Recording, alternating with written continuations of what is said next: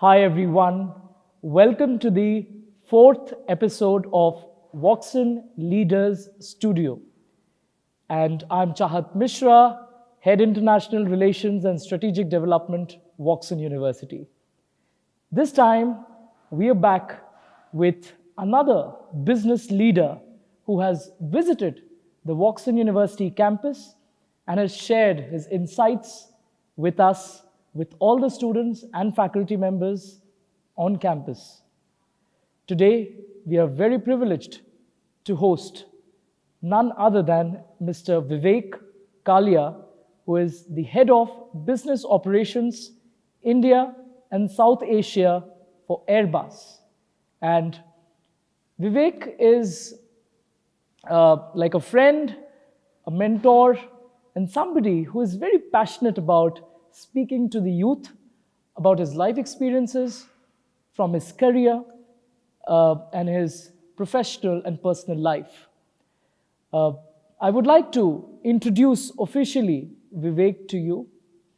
Vivek's journey began as a person who has been working in the Indian Navy for quite many years, and post that, at the age of 41, Vivek found that the need of learning still exists and it should never stop. In fact, learning is a continued process, and Vivek went on to INSEAD to pursue his GMP program, and after returning from INSEAD, Vivek joined Airbus as the head of business operations, and prior to that, Vivek has had multiple profiles where he has worked upon right from procurements, HR, operations, and business performance.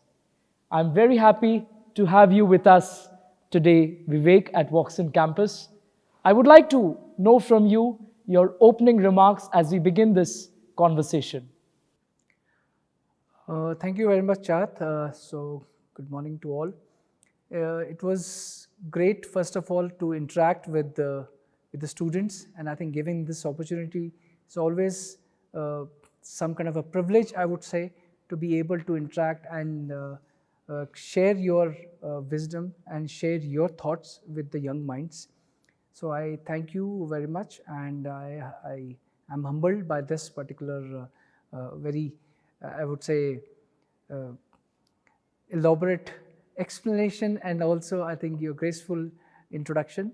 But I feel that yes, I always take these opportunities to share my experience with the young people, because that is where I think you can create the right influence, and they can draw the right value and make their own choices in the future. So I think it's been a good journey of mine over 24 years, and I think it's a payback time for me. That's the reason I go out to share my thoughts and experiences with the young minds.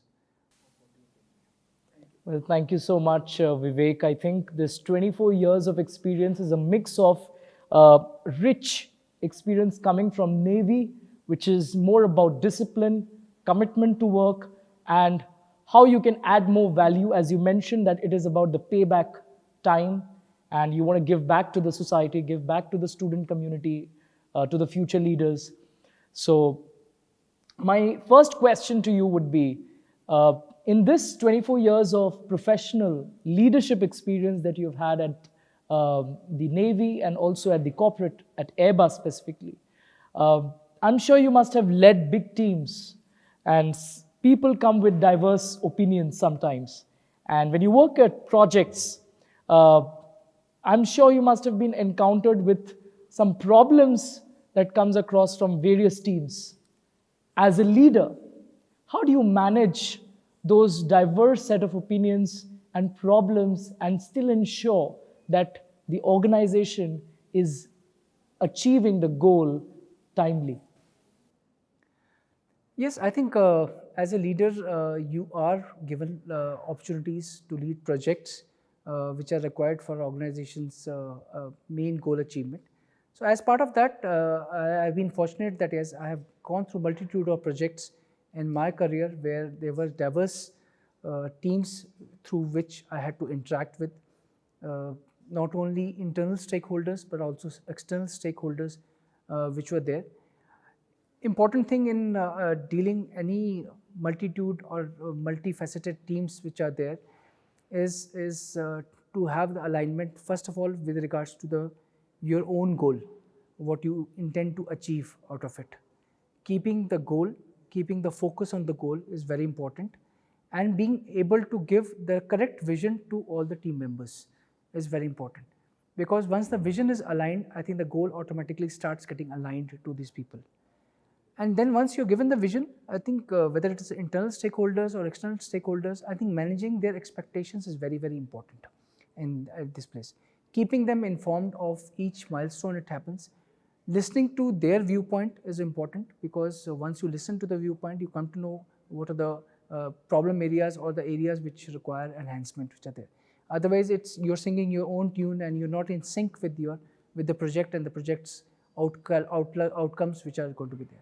So I think whenever there are multifaceted teams and multifaceted stakes which are involved in any project, I think important to set the expectations right, and I think have the right listening to them, and based on the inputs which are achieved, I think giving the decisions which are affecting the project's outcome, not only what you desire it to be. So if it impacts, sometimes you have to swallow a bitter pill also in that case. But I think till the time the project or the goals timelines are met and the outcome is met, I think you would have, as a leader, you would have achieved the outcome out of it. I think I totally agree with you on that, Vivek, when you mentioned that you need to first understand what is the vision of the organization and the leader as a whole. It is important that we provide the requisite support at every step to our people in the organization, and I'm sure through your leadership at Airbus and also at the Indian Navy, you've created an impact, right? My next question is in connection with the first one, which mentions that if I'm sure that you've worked very extensively during this Indian Navy, stint. So how was that experience when, as you were the director of procurements, I'm sure there were times when you were faced with lack of resources and budget constraints. As a leader, you need to ensure that we as an organization adhere to the budgets that we have in place and the resources are optimally utilized. So would you want to share some light on that?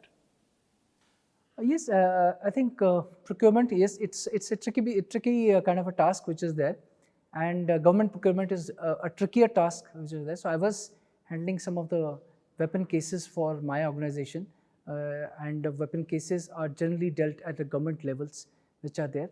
So the negotiations become much trickier in that particular context which is there. But I think till the time you have to ensure you are very clear that the outcome of it or the product which you require, it has got a long-term ramifications which are there. The specs which are there, they are adhered to, and what you want to get for your organization. I think if these things are very clear and there are no shortcuts which have been taken, so you have to ensure that you are able to convey your point of view, because it's not only you as part of the procurement, but the various steps which are there with various other machineries which give you the approvals for those procurements to finally take place in a government scheme of things which is there.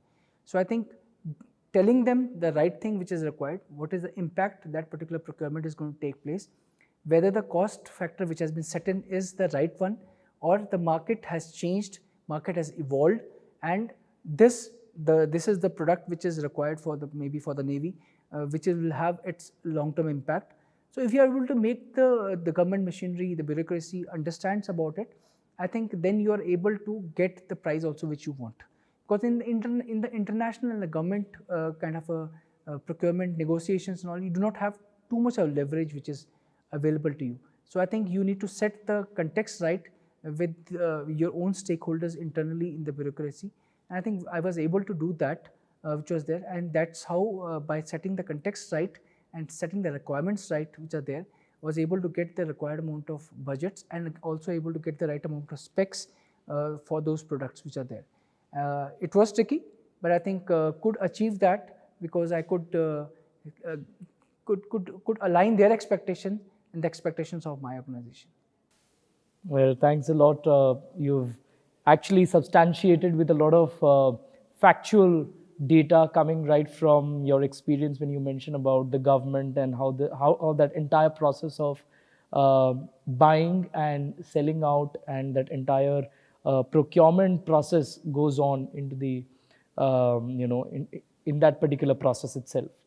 Now, I'm sure in every organization, whether it is the corporate or it is the Navy or any other industry for that matter, there are employees who are resistant to change. They do not adhere to the new processes that come into the forefront. So, as the head of business operations at Airbus, I'm sure you must have come across people who are not supporting the new changes that the management brings to the picture. So, as the head, how would you deal such a situation, which could actually, help a lot of other people watching this video,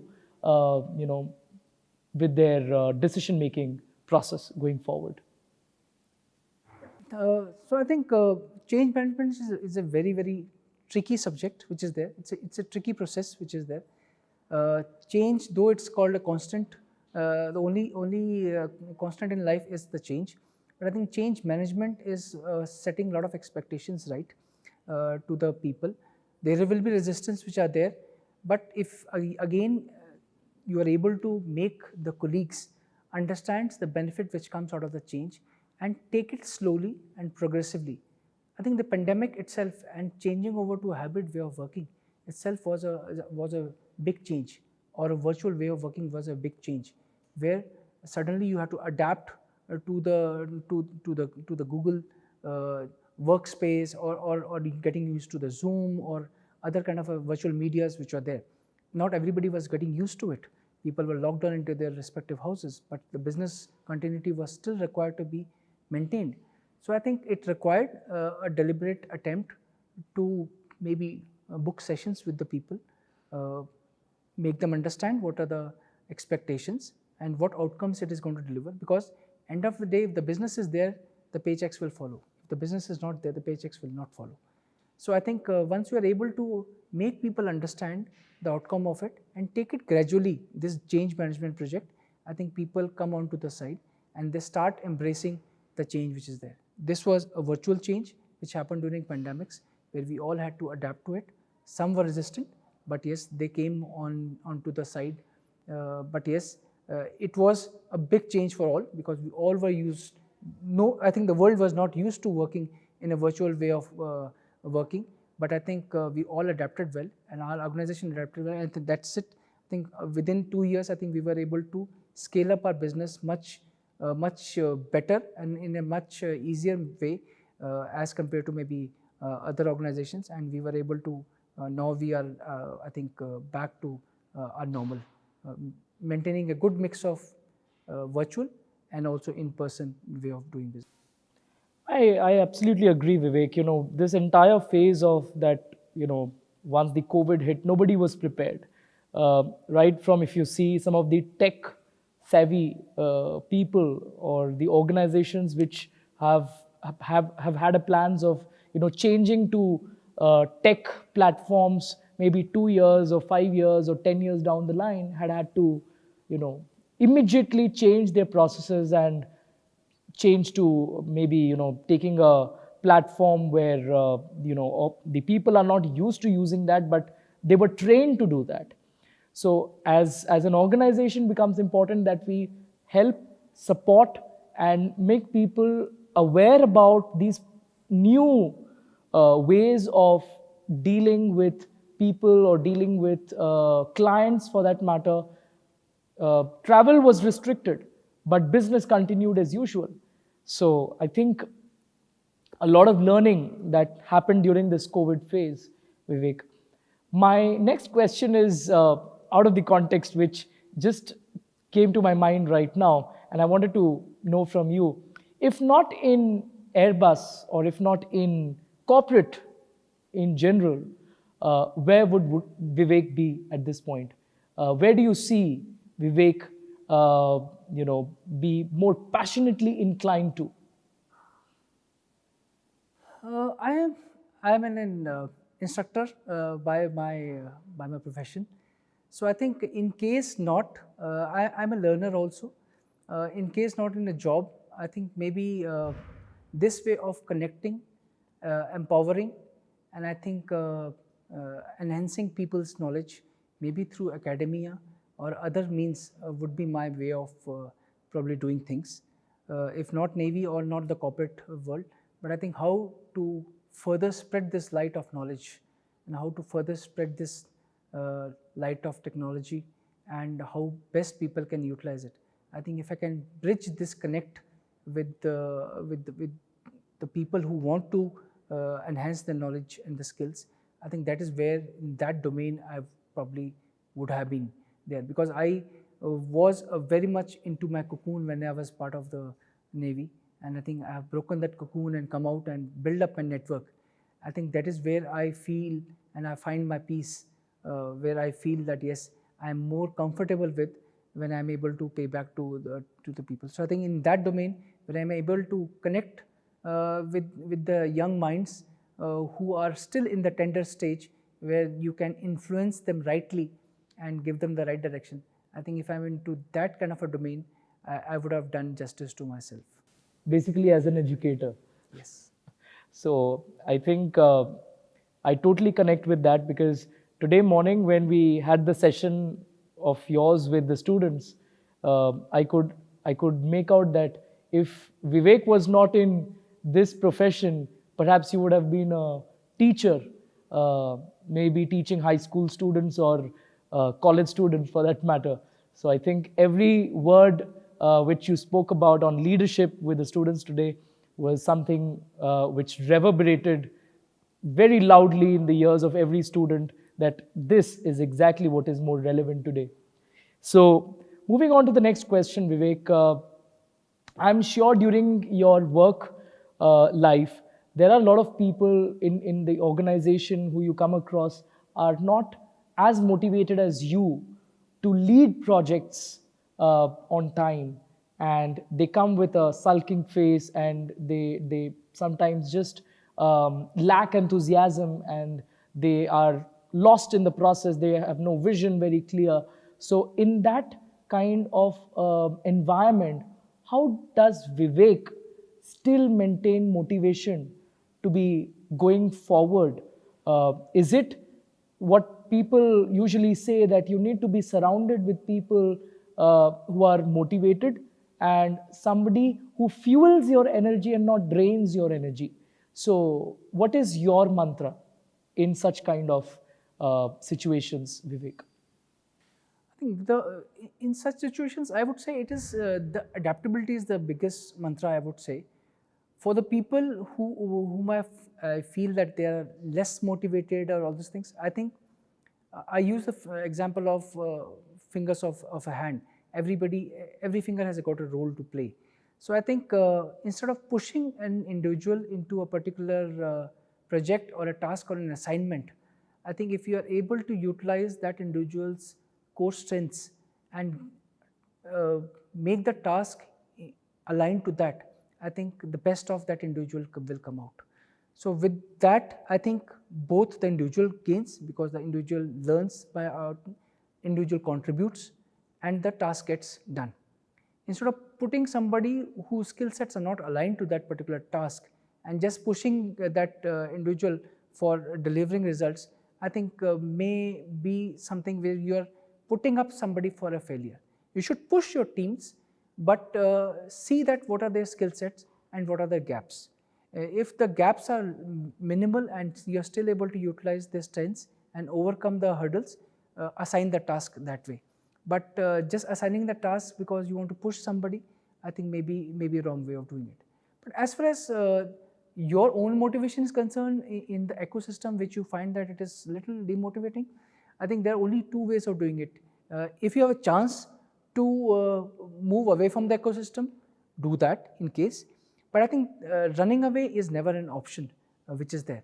I think it is better how you can make the best use of the thing, and how you can probably collaborate, how you can maybe talk it out, and are able to draw the best from that individual. I think communication, I feel, is the biggest bridge in any such thing. Why that individual is feeling lack of motivation, why that individual is not supportive of you, why that individual is not. I think collaboration and having an effective communication with that individual or the ecosystem around will be able to bridge that gap. That's what I feel, because while change is a possibility, but change may not always be a possibility in every situation. So you have to sometimes amalgamate yourself into the environment and make the best use of it. So there I feel an effective stakeholder management, effective communication is very, very important to make the ecosystem adapt to your requirements. Absolutely. I totally agree when you mentioned about how do you bring the teams closer by a proper stakeholder management or with a proper change management process. Uh, I think that fits perfectly well in today's scheme of things. When you see post COVID, things have changed completely, and people have, in fact, lost their motivation most of the times to go physically to the offices and start working because they are on their own comfort zones, sitting at home and working on their processes. Now, my next question to you, Vivek, is what is it about Vivek that we still do not know, and we may come to know about you in the next few months or next few years' time? I would say nothing, because I am as transparent as possible, and I am a person who's unable to hold back things and keep it secretive. So I'm like an open book, and what I am inside, I'm outside also. So I try to keep things very transparent and open, which are there, and uh, so that's the reason I would say that whatever I am now and whatever I will be pursuing, I think I generally do not keep too many things secretive about it. This is there because I am a person who believes and trusts others much easily. So I try and keep things transparent and clear, which is there. So I don't think so that I am going to throw surprises in the future, because the way I am right now, I think the way I will be ahead. But yes, you will find me probably scaling up my motivation and my probably my outputs in the future, because I feel that every day incrementally you have to do something more, you have to contribute something more. So I think that's the only change you may see in me in the future. But otherwise, as an individual, as a human being, I think I have no secrets to hide. All right. I think that's quite impressive. So you've mentioned that you are as authentic, as genuine as a person, and going forward, of course, you will certainly grow in your experience, of course, but the person will not change. The person remains the same, and the learnings will, of course, over a period of time, can pass on from generation to generation. With this, we come to the last section of the conversation, Vivek. And this section is quite, I would say, rapid, where the answer has to be like quick. So, my first question to you for this rapid fire would be one word about Vivek. Authentic. Authentic. Great. Uh, Business is dash. Business is a force for good. Great. I think I totally agree to that. My next question would be today's youths are dash. The workforce to reckon with. Sorry? The workforce to reckon with. The workforce to reckon with. Absolutely. I think there cannot be a better response than this. And my last question to you would be where do you see India moving forward? Upward and forward, because India again is an authentic country which builds on its strength, and I think only way forward is upward for India and Indians. Vivek, this was supposed to be a one-word response. Upward and forward. Sure. So we come to the last question of the conversation at Woxsen Leaders Studio. So your message for the world from the Woxsen Leaders Studio Forum. I would like to share that yes, every individual, every professional, especially since I'm in the Woxen universities and I'm maybe dealing with this with the student and the young force, I would say follow your virtues which are there, because virtues are the building blocks for the careers and the lives to follow. Build your careers, build your lives on the basis of the virtues. That is what parents give it to their children, because you cannot change an individual's virtues after a certain age in time. So I think learn the right values, learn the right virtues, because you can upskill yourself through education, but you can't upskill yourself through virtues. So remain adaptable, remain continuously hungry for learning for the future, because that is what you are going to grow, because every learning has a shelf life. But keep your virtues very, very strong. Be a good human being inside and outside of it. I think once you're a good human being, you will automatically be a better professional also. Great. I think that's a perfect end to the conversation, Vivek. Thank you so much for your insights. So, audience, we have now come to the end of the Woxsen Leaders Studio episode 4. And with this, we will come together once again to you with another business leader sharing his life story with you on another day. Thank you so much and wish you the very best.